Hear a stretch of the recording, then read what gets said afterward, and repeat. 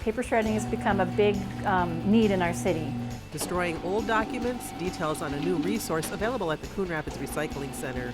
Plus, the candidates running for city council square off in a public forum this week. If there's a need that we can try to help fill, we're going to try to do that. And the new way District 11 is trying to level the playing field for students. You're watching CTN News for Friday, September 30th, 2016.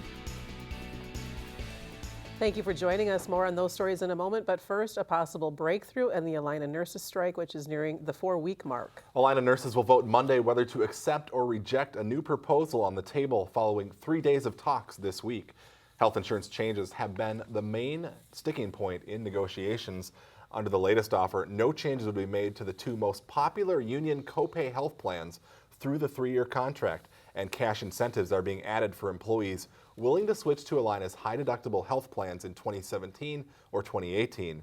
Wages will increase 2% each year, and workplace safety issues have also been hammered out. Illini nurses have been on strike since Labor Day. The union's negotiating team is not making a recommendation on which way members should vote. If ratified by the majority of nurses at each hospital, the strike would end and plans would be made for nurses to return to work. A Twin Cities-based beauty academy abruptly shuts its doors for good this week, leaving students and staff in limbo. Students we talked to outside Regency Beauty Institute's Blaine location Thursday afternoon say they received an automated phone call saying class was canceled due to a facility issue. They soon found a Facebook posting announcing the permanent closure of all 79 Regency locations in the U.S. as of September 28th. Students who were there collecting their stuff late this week say they feel blindsided. We've just been getting our stuff and kind of standing there talking to everybody. There's a few educators there that are explaining the whole, vice president bankruptcy thing, and basically they just said how they found out. They don't know any more information than we do. It's just, last night we all found out that our school's done and they lost all their jobs. Regency, which has been educating cosmetology students for more than 50 years, blames the sudden closure on several things, including a lack of revenue and shrinking enrollment. Students are now looking at other options to continue their schooling. The city is once again conducting a community survey this fall. This month, the National Research Center mailed the survey to 1,500 random residents in Coon Rapids. The questions deal with everything from quality of life and safety to community characteristics and participation. Residents selected have the option to complete the survey online or by mail.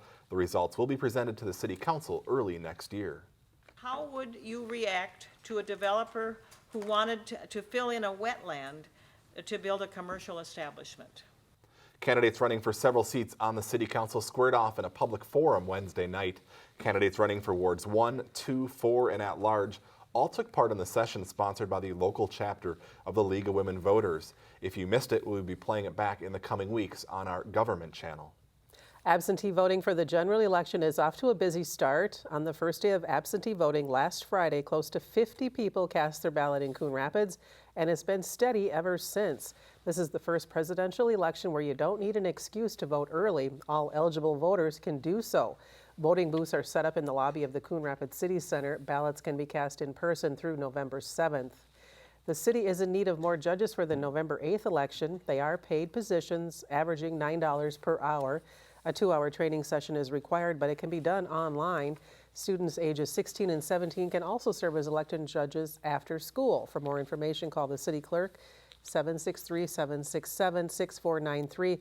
We're told it takes more than 250 people to work in the 22 polling locations in Coon Rapids. District 11 is taking steps outside the classroom to make sure more students succeed in school. Thanks to a grant from the Anoka-Hennepin Educational Foundation, the district has purchased dozens of Wi-Fi hotspots for students who don't have internet access at home. CTN's Joe Nelson has more on the pilot program and why Wi-Fi hotspots are an important tool for some students. Part of the mission of our foundation is to really level the playing field, to make sure that our students have equal access and ability to maximize their potential. A college readiness program for students lacking resources recently taught District 11 a valuable lesson. Students checked out laptops, but barriers still remain. Some of them didn't have access to wireless at home. Anoka-Hennepin Educational Foundation Executive Director Tess DeGeese says a recent survey showed 2% of students district-wide said they don't use the internet at home at least once a week.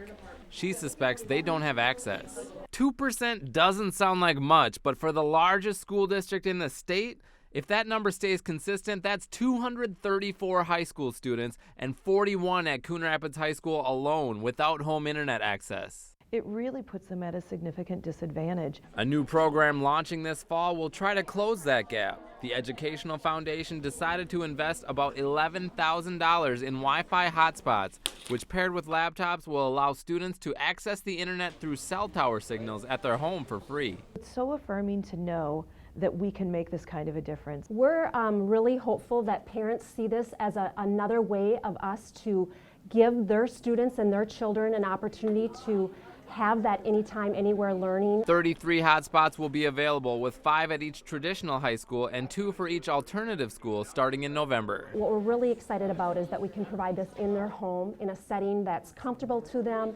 and really opens up avenues for new learning to take place. DeGee says after the initial trial run this school year, the district could buy more hotspots for students or change how many each school has depending on the need. Steve and Karen? Thank you, Joe. Thank you. Construction continues on a major roadway in Coon Rapids. Late this week, crews shifted traffic to the east side of Foley Boulevard between Egret and Northdale Boulevards. Over the next year, Foley is being upgraded from a 2-lane to a 4-lane divided roadway between Egret and Northdale. Work between Egret and 113th Avenue will take place this year, with work between 113th and Northdale Boulevard taking place next year. Next week, the public is invited to learn more about a new residential development plan near the Riverdale Transit Station. An open house is taking place on Monday from 5 to 7 p.m. in the Coon Rapids Civic Center. Those attending will be able to check out the plans, learn about the proposed project, and ask questions of the developer. Sherman Associates is proposing 2 apartment projects on a portion of the property adjacent to the rail station, a 176-unit market rate building and a 63-unit mixed income building. A second phase could add senior housing and retail to the site. If project plans are approved, construction could start next year. Connexus Energy is rolling out new meters to all of its customers over the next 2 years. The current metering system, which is more than 20 years old, will be replaced with Advanced Meter Infrastructure, or AMI. The new technology will pinpoint outages, allowing for faster response times and improved reliability. The changeout will begin in October and be finished sometime in 2018. Customers will receive notice from Connexus a few weeks prior to the installation of the new meters.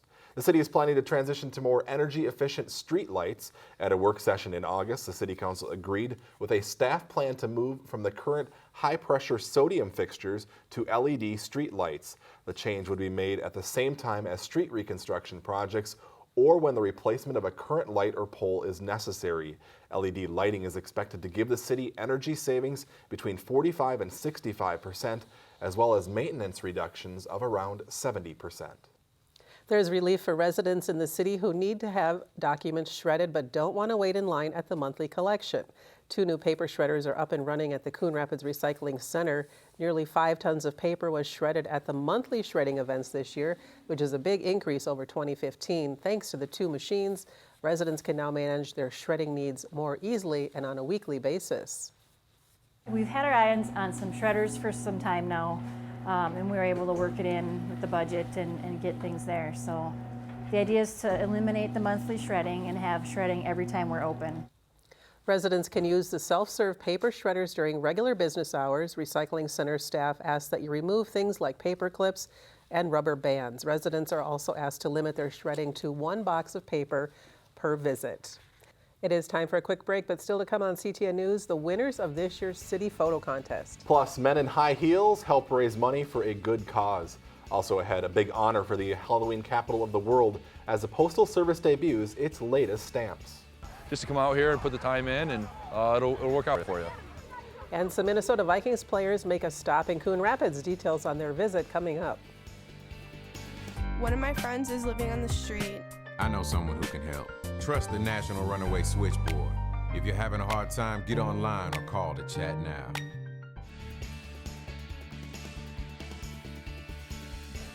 A big boost this week for a local organization that helps women and children in crisis. It all stems from a big fundraiser attended by hundreds of people this past spring.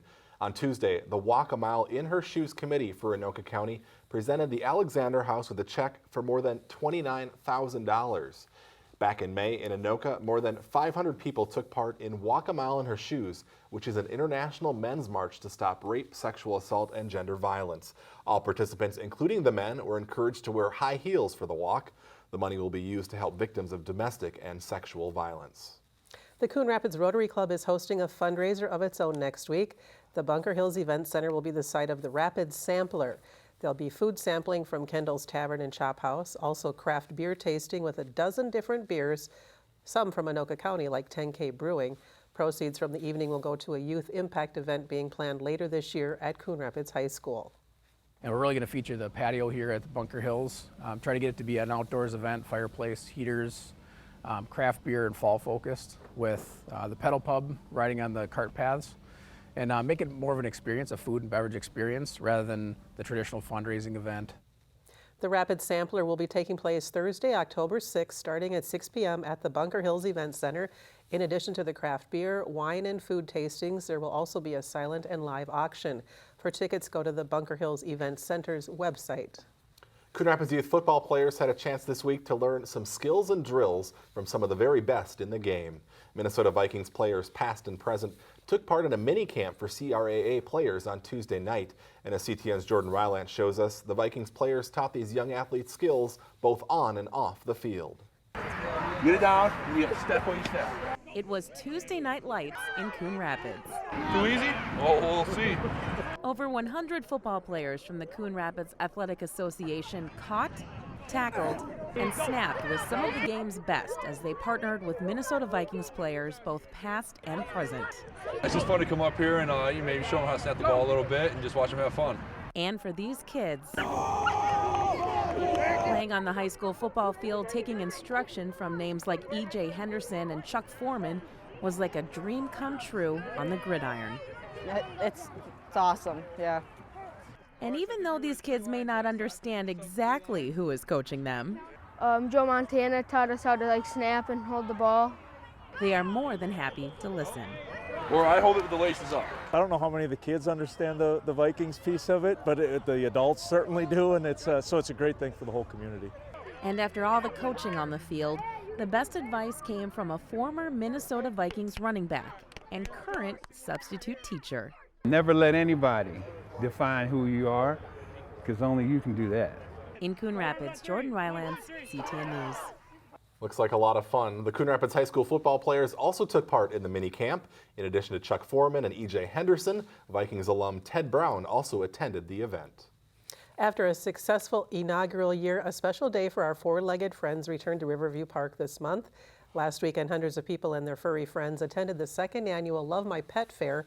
More than 20 vendors participated. In addition, there were mini pet care classes, demonstrations, and even a pet look-alike contest. Katie Raker and her dog Sadie won the first place as Lion and Lion Tamer. The second place award went to Leah Hatcher and her dog Cammie, who was dressed like a turtle. The Coon Rapids Arts Commission has announced the winners of this year's photo contest. This year's theme was architecture. The first place winner in the adult category is Steve Fadali. His photo is entitled Electrific Symmetry. The second place winner in the adult category is Don Rainbow. His photo is entitled Reflections of Higher Learning.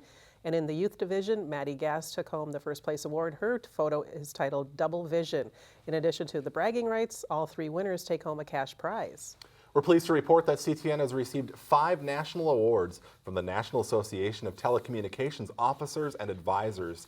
CTN took home the 3rd place award for overall excellence in government programming for a mid-sized cable station. The weekly show Sports Night received the 3rd place award in the sports programming category. Our coverage of St. Paul Saints baseball opening day delivered a 2nd place award in the live sports event category. And finally, CTN received a 3rd place award for promotional video called Coon Rapids Ice Center, skating, events, and so much more. The awards were handed out last week in Austin, Texas. The Halloween capital of the world officially has the stamp of approval from the U.S. Postal Service. 2, 1. On Thursday morning, the new Halloween stamp was unveiled during a special ceremony in downtown Anoka. Following the program, members of the public stood in line to purchase the new Forever stamps, which feature 4 different jack-o'-lanterns. Visitors could also purchase first day of issue cancellation envelopes. Earlier this year, the Postal Service chose Anoka to host the event. All right, already that time of year. It is. Thanks for watching. We'll see you again next week.